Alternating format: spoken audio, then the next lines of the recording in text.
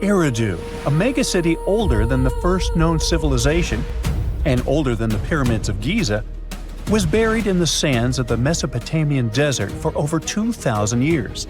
Now, scientists have made a discovery that changes what we know about the ancient city.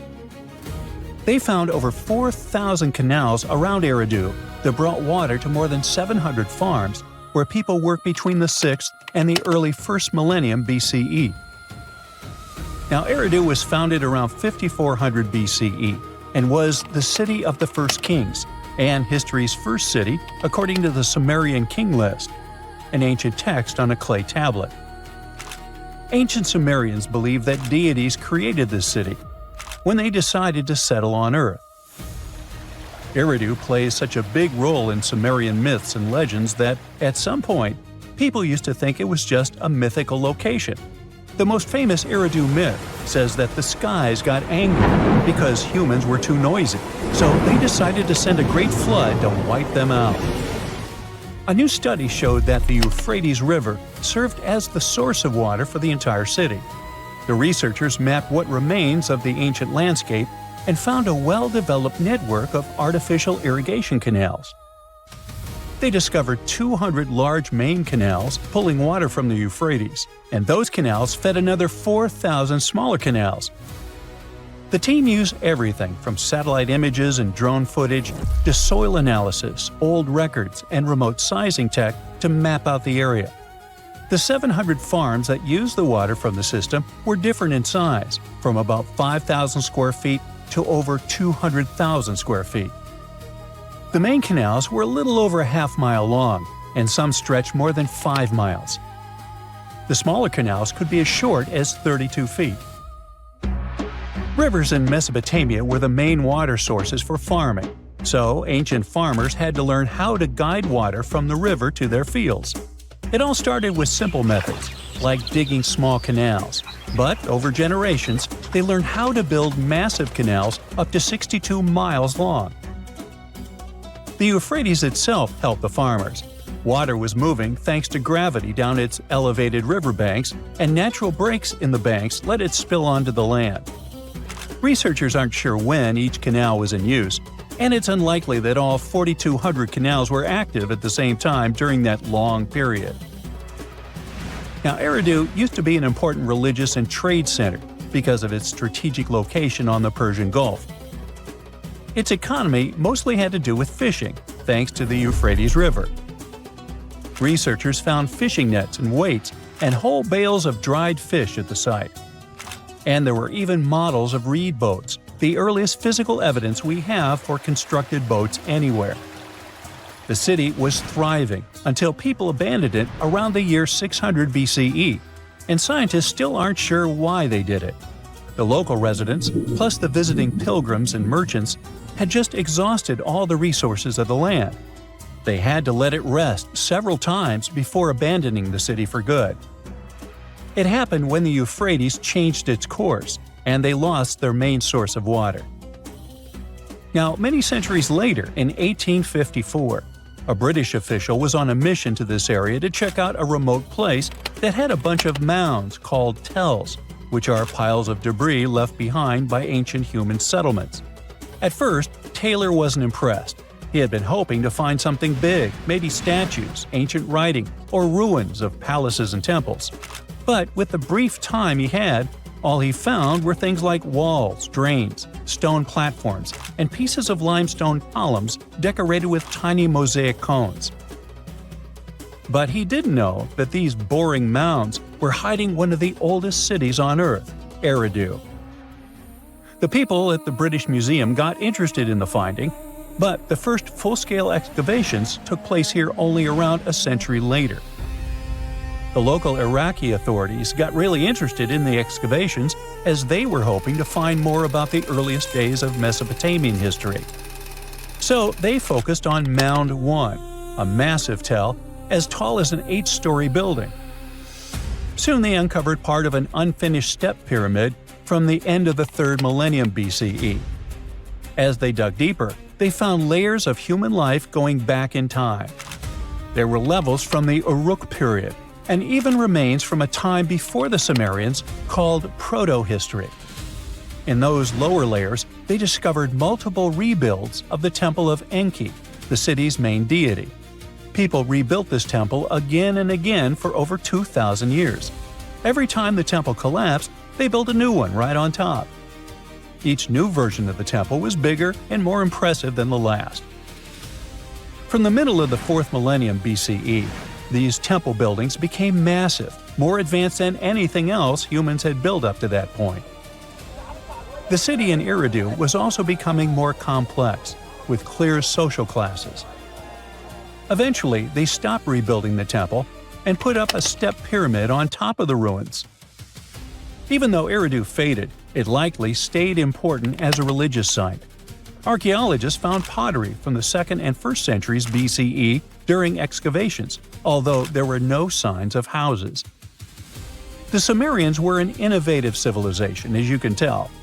By 1500 BCE, they invented the cedar plow, a tool that let farmers plow and plant seeds at the same time, using animals like oxen to pull it.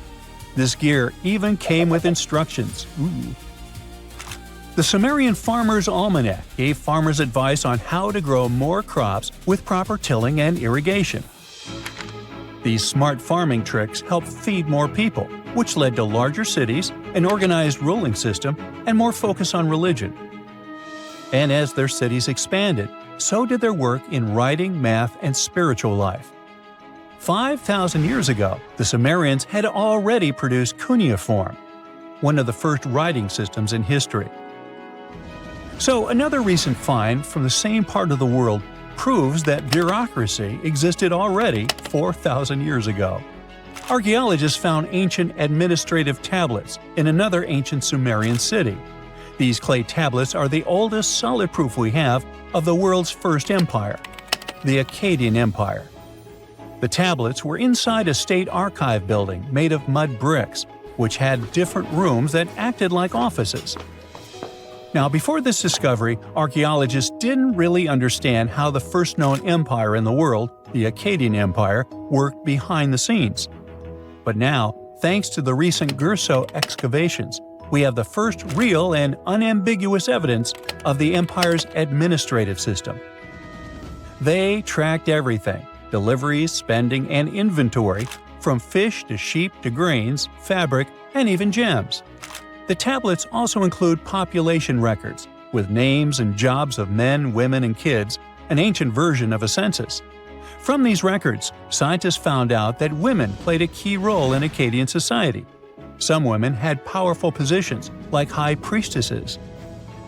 The tablets also show a wide range of jobs, from skilled workers like stonecutters to people with simpler roles, like temple floor sweepers. Some even included building blueprints, field layouts, and canal maps, proving that the empire had serious organization and planning. Eventually, the city rebelled and gained its independence, and the Akkadian Empire's 150-year rule ended. Now, researchers are carefully cleaning and translating the tablets to fully understand what they say. These new finds will replace older, incomplete ideas about the empire and give us a way more accurate picture of how Akkadian power and the ruling system actually worked. They finally did it. After 300 years of searching, archaeologists pinned down the location of the lost land of the White Jaguar, the city of Maya hidden in the wild jungles of Mexico. It all kicked off back in the 1500s with the Lacandon Maya. These guys were some super tough survivors who just didn't quit. When their main capital, Lacamtun, fell to the Spanish in 1586, most people would have called it game over. But not the Lacandon. Nope, they packed up, headed deeper into the rainforest, and built their last stronghold, Sakbalan. It was a hidden fortress of stone temples, twisty jungle trails, and howler monkeys acting like noisy little guards. For over 100 years, the Lacandon managed to keep their traditions alive there, far from European control. Then, in 1695, history came crashing in. A Spanish friar named Diego de Ribas stumbled into Sakbalan. And yeah, that was basically the beginning of the end. Soon after, the Spanish took over. By 1721, the Maya had abandoned Sakbalan. The jungle didn't waste time. It swallowed the place whole, with roots tearing into walls and vines smothering plazas. The city didn't just disappear, it got eaten alive. For the next 300 years, Sakbalan turned into more of a myth than a memory. A name archaeologists and explorers would whisper, secretly hoping to find it one day. Plenty of expeditions tried to track it down, but the rainforest is sneaky. Every path looks identical, maps fall apart in the humidity, and even GPS can't cut through the thick green ceiling. It was like looking for a needle in a haystack, except the haystack was alive, covered in thorns, and yeah, crawling with jaguars that would happily make you lunch.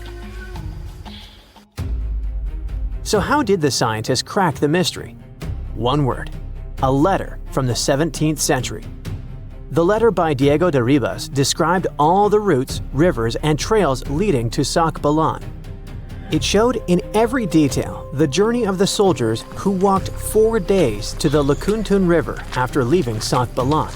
Then they sailed for 2 days and arrived at the church El Encuentro de Cristo, left their canoes, and continued on foot to Lake Petén Itzá in Guatemala.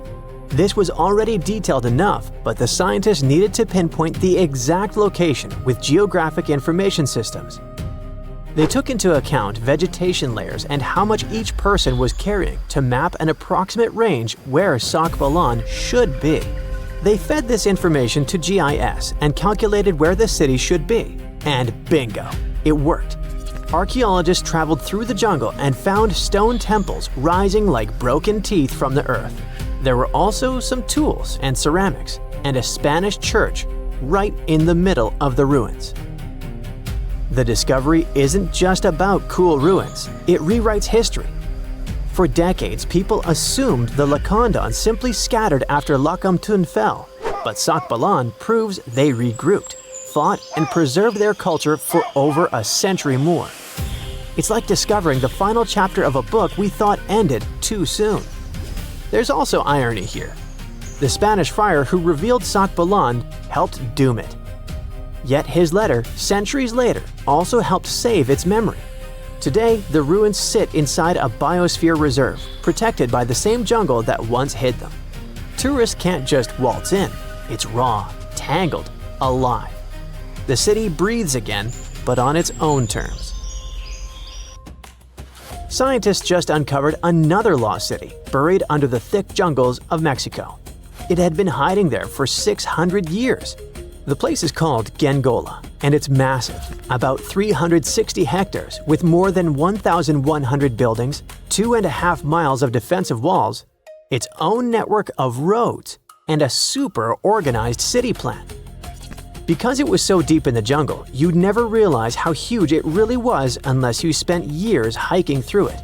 But modern tech swooped in to save the day, using LiDAR, a kind of laser scanning tool. Researchers flew over the site, and in just 2 hours, they had a full 3D map of the entire city.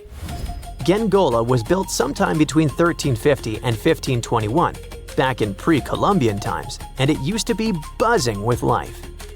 It was a major hub for the Zapotec people, who had been around in the region since about 600 BCE. Families there lived in homes with big central patios surrounded by rooms, and as they got new members, they just add more rooms and stretch their houses out. They even used the mountains around them as natural walls and channeled mountain water for drainage. A lot of their buildings are still standing, which is wild considering how much time has passed. By the late 1400s, the Zapotec were real powerhouses along the Pacific coast. They even fought off the Aztecs, who were constantly trying to expand. At Genola, they survived a brutal 7-month siege. But even though hiding in the mountains kept them safe, it wasn't perfect. They didn't have enough fresh water or farmland to feed everyone. Just 12 miles away, the smaller city of Tehuantepec had what they needed. So the Zapotec moved there right before the Spanish arrived in 1521. what the scientists have seen so far is just scratching the surface. That LiDAR scan revealed more than 1,000 buildings, and archaeologists are planning years of research to figure it all out. Instead of digging everything up and risking damage, they'll use advanced scanning tech to keep studying the city safely. Alright, now let's hop across the world to Egypt, where archaeologists stumbled on a whole lost city called Immit, tucked away in the eastern Nile Delta. The place was buried under layers of mud, water, and time, hiding in a swamp that's been shifting and changing for thousands of years. Scientists first noticed it from way up high in faint little clusters of mud brick foundations in satellite images. The shapes looked shaky and ghost-like, but too neat to be natural. So they followed the patterns down on the ground, started digging, and the city started coming back to life. They found multi-story tower houses, basically mini skyscrapers of the ancient world. They had multiple floors, thick foundations, and could handle some serious weight. That kind of vertical living is super rare in Egypt, especially outside the Nile Delta. It showed that people in Immit weren't just spreading across the land, but stacking upward, which means the city was packed, carefully planned, and way more urban than anyone thought for that time. And it wasn't just fancy housing either.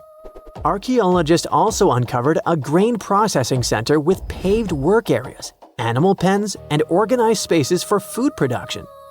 Clearly, this was a city with a real economy running behind it.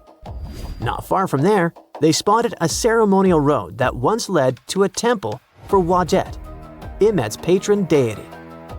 But later on, other buildings got plunked down over the road, which shows that Wadjet's worship faded over time.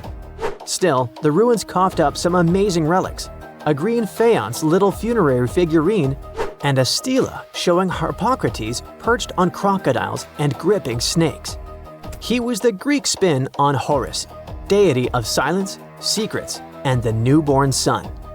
And there was even a bronze sistrum, an ancient Egyptian musical instrument decorated with twin heads of Hathor. Turns out, Immit was active from around the 4th century BCE onward, stretching from Egypt's late period into the Roman era. Its location along trade routes made it a magnet for merchants and pilgrims visiting Wadjet's temple. So it wasn't just hanging on, it was thriving, connecting, trading, and adapting with the times. And this isn't just another dusty ruin. Immit is giving us a window into everyday life, religion, and urban planning in the Delta, which we've always known way less about compared to the big pyramids and tombs. That's it for today. So hey, if you pacified your curiosity, then give the video a like and share it with your friends. Or if you want more, just click on these videos and stay on the bright side.